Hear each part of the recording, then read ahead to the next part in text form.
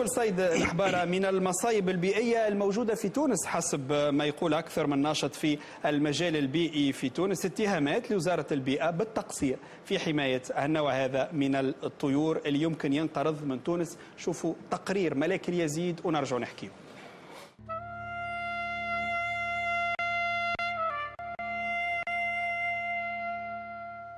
نهار الجمعة 16 نوفمبر 2012 توجهت مجموعة من أمراء قطريين وحسب تأكيد بعض شهود العيان للتخييم في أم الشيح بالجنوب، مش للتمتع بالمناظر الصحراوية لكن باش يصطادوا طائر الحبارة اللي يعتبر من الطيور النادرة ومن بين 23 نوع في العالم مهدد بالإبادة والانقراض.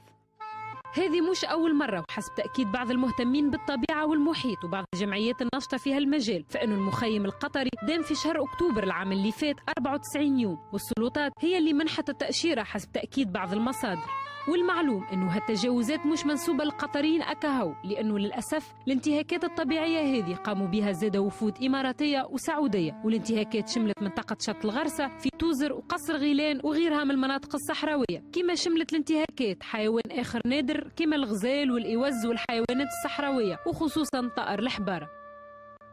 انتهاك لثرواتنا الطبيعية باسم سياحة صحراوية، وللأسف فإنه حتى بعض المحميات تم استغلالها باسم الضيافة الخليجية، والمسؤولين ساكتين على هالتجاوزات وفي بعض الأحيان يسهلوا المهمات.